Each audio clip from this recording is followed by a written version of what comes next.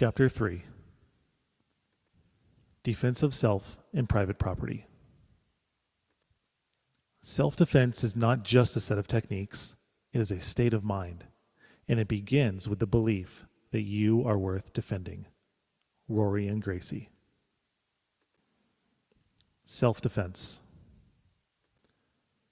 Defense of private property is built into the idea of ownership. People instinctively know that being deprived of their possession is morally wrong, and that preventing a thief from stealing them is a morally justifiable response. Imagine police officers refusing to empathize with your attempt to prevent your car from being stolen. We would be hard-pressed to find anyone who shrugged their shoulders and felt positively tolerant or even indifferent about the theft of their Tesla. Oh well, I guess it just got collectivized. Indifference is not the expected human response to victimization.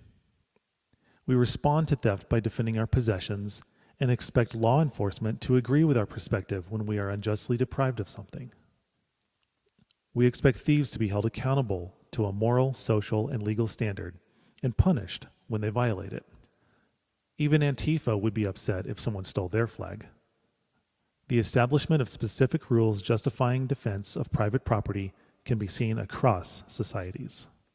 Ancient Hebrew law made provisions for owners to defend their property. If a thief is caught breaking in and is beaten to death, no one shall be guilty of bloodshed. But if it happens after sunrise, there is guilt for his bloodshed.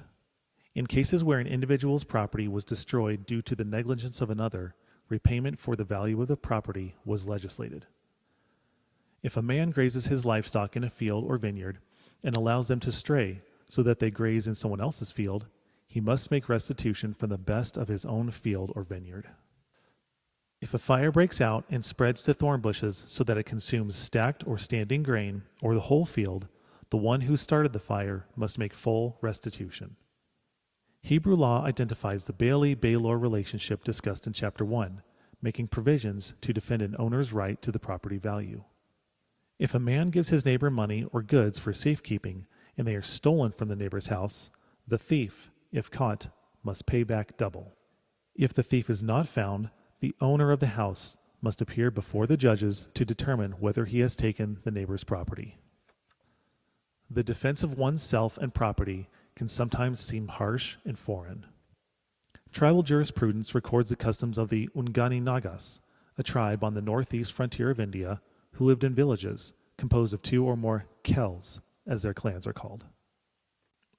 Though living side by side and intermarrying are purposes of defense, they are independent communities. A hostile tribe may descend upon the village and massacre all the members of one Khel, while the other Khels sleep peacefully in their beds and do not raise hand or foot to protect their neighbors. This is cold-blooded, but it is not without a certain reason. The exterminated Khel has incurred a feud from which the others are free. If they rise in its defense, they not only incur the danger of the present fight, but they also involve themselves in the permanent feud. Roman law contains guidance for the defense of oneself and property. We grant everyone the right to resist a soldier or a person in private station who enters fields as a nocturnal plunderer, or besets frequented roads with intentions of robbery, and who is worthy to be subjected to immediate punishment pursuant to such permission, and to receive the death and incur the danger which he himself threatened. For it is better to forestall rather than to punish the deed. We therefore grant you permission to avenge yourself and make an act which is too late to be punished in court subject to this edict. Let no one spare a soldier when he becomes a robber and should be opposed by weapons. In this way, protection was given to public and sacred property, as public roads, rivers, temples, altars, the exercise of family and proprietary rights was made more secure. Granting rights of self-defense, Roman law saw the equality of every human, with 2 great exceptions in its historical context. It granted equal rights and responsibilities only to Roman citizens, and applied the law differently yet consistently, modifying the forms of punishment for people according to their class. In 449 BC, government leaders carved some of Rome's most important laws into 12 great tablets, which were their first laws to be codified in writing. From these humble beginnings, Roman law grew to include concepts like maxim vim vi repellere licit, or force may repel force. This formally established the idea of self-defense against violence. Laws and statutes permitted violent defense against aggression because it was generally believed that both natural law, ius naturale, and human law, ius genetium, granted an individual the right to defense. During the Middle Ages, the acceptance of one's inherent and legal justification for defense gave rise to the principles of immediacy and moderation. Thus, the one who comes with arms, we may drive back with arms, but at once, not after a lapse of time.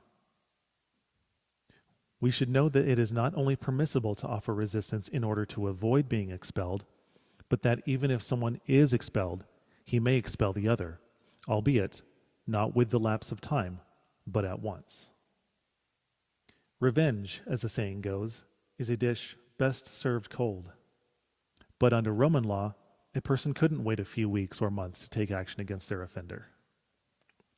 A statute of limitations was created to discourage any would-be opportunists from bringing accusations years after the alleged offense had occurred. This would protect the defendant from accusations, whether authentic or disingenuous, brought at a time most beneficial for the prosecution. Statutes like this were sophisticated features of distinguishing self-defense from revenge. A central component of legal systems that promote peace and well-being, the defense of oneself and property was expanded by theologians including Thomas Aquinas, 1225 to 1274 AD, in the doctrines of just war and resistance. The doctrine of just war. Engaging in war involved the loss of life and resources. For people believing they would be held accountable to God for their actions, the risk of death and the expectation to kill required a moral rationale. Applying biblical standards of morality in a medieval context, Thomas Aquinas developed his just war theory, which set forth 3 conditions for a military campaign to be legitimate. First, a legitimate ruler had to order the war. He couldn't have seized the throne. He had to have been the rightful heir according to custom. Second, there had to be a just cause, such as a foreign power attacking borderland citizens without remorse. And third, those who declared the war had to have good intentions, such as fighting for the repression of abject evil, not merely for self-gratification. The requirement for kings in ancient and medieval Christendom defined them as God's servants. For he is God's servant for your good. By the 16th century, the king's commitment in his coronation oath included the promise to defend religion, which was the common thread composing the moral fabric of European society. History credits the 8th century French king Charlemagne with the unification of Europe. The first emperor of the Holy Roman Empire, Charlemagne was singularly responsible for expanding Christianity across the continent. Given the moniker the Father of Europe, he exemplified the role of a celebrated monarch whose achievements characterized an era of religious reforms, the flowering of scholarship, literature, art, and architecture known as the Carolingian Renaissance. The great king who revived the collapsed Roman Empire into a unified tapestry, Charlemagne's immeasurable contributions to the social and economic development of Europe continued to be practiced through the so-called Dark Ages and influence the modern era. The medieval period occurred from approximately 476 AD with the fall of Rome to 1517 with the Protestant Reformation. It was during the latter part of this period when Aquinas developed his doctrines. While these principles were initially applied in response to external threats, they also became the seeds of resistance theory, which outlines the reasons for and the manners in which domestic authority can and should be disobeyed. We will discuss how this informed the Protestant Reformation later, but these early examples show us that disobedience to authority is not a new phenomenon, neither has it ever been based on the whims of the prevailing culture or a vocal minority. Only under specific conditions has disobedience to authorities been permissible. Cultures based on Judeo-Christian theology have never condoned anarchy. Rather, when their natural rights defined by God's law were threatened, people were empowered to practice self-defense. The divine prescription for a peaceful society was orderliness, not anarchy. Biblical scripture instructs Christians to remember the orderliness they are commanded to live by. For God is not a God of confusion, but of peace. In conjunction with self-preservation, Scripture also acknowledges respect for individual autonomy by appealing to libertarian free will. See, I have set before you today life and good, death and evil. Therefore, choose life, that you and your offspring may live, loving the Lord your God.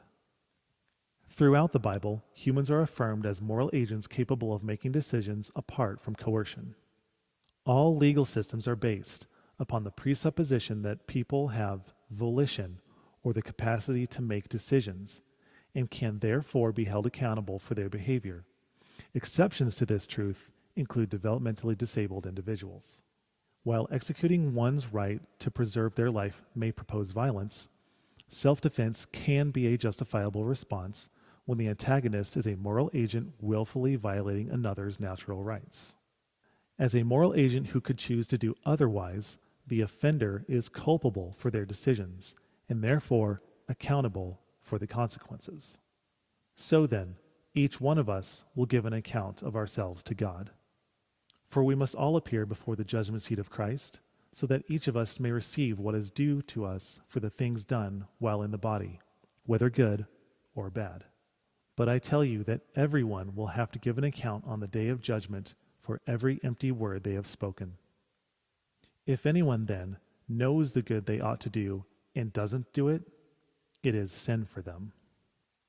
Moral prescriptions contained in all religions affirm that the decisions people make in their temporal lives will have eternal consequences. No one is exempt. Neither sex, nor skin color, social status, nor national origin will give an individual immunity from their accountability to God. The belief that all will be held accountable to their Creator, who is the rightful owner of everything and everyone, is the reason why the pillars of just war and resistance theory were criteria based in religious morality. Resistance Theory, Part 1. The core principle of resistance theory can be summed up in the maxim, resistance to tyranny is obedience to God. This imperative gives those who are governed license to resist rulers who violate their role as servants of God. From here, I will refer to this philosophy as Protestant resistance theory because of its widespread adoption by Protestants in response to the Roman Catholic Church. Naturally, the seeds of Protestant resistance theory found in Thomas Aquinas' notions on law, tyranny, and resistance served as a limitation on governmental powers.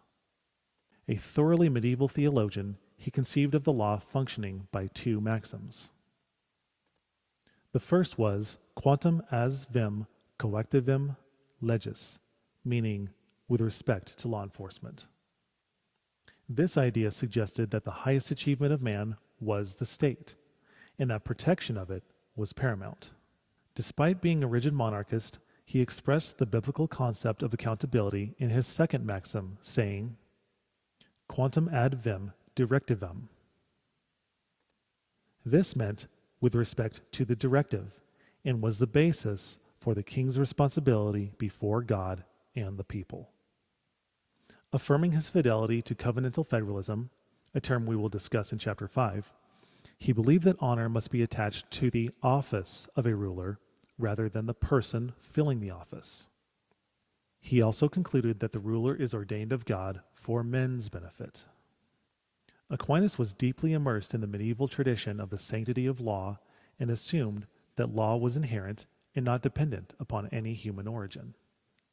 An unlawful ruler was not primarily a violator of human rights and institutions, but a rebel against the whole divine system by which God ruled the world. In his sprawling Summa Theologica, he specified certain moral conditions that must be present to justify resistance to authority. Opposition to a tyrant can be permissible if a tyrannical government is not just because it is directed not to the common good, but to the private good of the ruler. Here we see how the abuse of power inevitably violates the natural rights of those he has sworn to serve. Aquinas said that civil law and the office holder could lose their divinely appointed validity in two ways. The first way was if there was a defect in the person, i.e., from mental illness, cognitive decline, etc. The second way was if there was a defect in the way power was acquired, i.e., through violence, poll workers changing votes, duplicate ballots, rigged voting machines, etc. After making considerations, Aquinas landed squarely on the conclusion that there can be no duty of obedience towards a person whom it is permissible or even praiseworthy to kill. To a tyrant, no obedience is owed. The United States Department of Justice prohibits the misuse of position by stating, an employee may not use his public office for his own private gain or for that of persons or organizations with which he is associated personally. An employee's position or title should not be used to coerce, to endorse any product, service, or enterprise, or to give the appearance of governmental sanction. This would apply to a governor selling a former Illinois senator seat for personal gain, a senator using insider information to sell her privately held stock before the market drops, or a president conspiring with a hostile foreign entity to enforce policies that cause harm to his own country in return for personal enrichment. These would all be reasons for resistance. Resistance could take the form of disobeying the illegitimate Illinois senator, recalling the stock-selling senator, and impeaching the treasonous president. Aquinas and the United States Department of Justice agree that if the president's policies bring him benefit at the expense of the citizens, it may constitute harm to the common good, providing sufficient grounds for resistance. Most people would consider a betrayal of the common good to be a failure to protect or intentionally violate their natural rights. Because law is derived from God, an office holder's power, which is subject to the law, is also derived from God for the purpose of the happy ordering of human life. It is a ministry or service owed to the community of which he is the head. The purpose of the government is therefore moral because of its originator. Due to man's sinful nature or brokenness for which the law is created to restrain, the moral purpose for which political rule exists implies that authority ought to be limited. Aquinas advised against the violent deposition of a tyrant. Only in the gravest of circumstances would he agree that morality, in the interest of the common good, would allow for such action. If tyranny becomes so excessive to be intolerable, Aquinas argued that it would be an act of virtue for the more powerful citizens, and not the individual, to kill the tyrant. The collective is obliged to expose themselves to the peril of death for the liberation of the community. The Bible tells the story of Ioth killing Eglon, king of the Moabites, with a knife because he had oppressed his people so harshly. Aquinas, in recalling this story, distinguishes the actions of Ioth as killing an enemy rather than an office holder. If the oppression of the citizens was so severe, so unjust, so demoralizing and inhibitive to the societal flourishing for which a king is placed in his office, there could be no reason not to believe that he is an enemy rather than a minister of God. Put another way, could a king be an army of one disguised as a civil servant? The violations of law committed by kings would be an issue the reformers continued to address. In the 16th century, Aquinas' principles became indispensable for reformers who saw the abuse of power influence the lives of commoners with little recourse to defend their natural rights. The issue of resistance would reach its inflection point when a German monk named Martin Luther confronted policies emerging from the relationship between the Catholic hierarchy and European monarchies. Resistance, when limiting the non-consensual encroachment upon one's natural rights, is self-defense. The permissibility and necessity for resistance against rulers extends from the religious idea that humans, even in positions of authority, are inherently corruptible. Remembering James Madison's lament, "If men were angels," We know that giving power to humans does not make them more virtuous, less corruptible, or less likely to abuse it. Rather, historical observation proves that the more power rulers accumulate, the greater likelihood they will abuse it. Absolute power corrupts absolutely. For ancient societies and medieval theologians, the abuse of power was not a distant hypothetical, but a real and constant threat to natural rights. Consequently, their developments and models of governments laid the foundation for future generations. One of their most important contributions in the pursuit of protecting life as the property of God was to decentralize power. By dividing authority among multiple individuals and offices, their goal would be to build a limited government.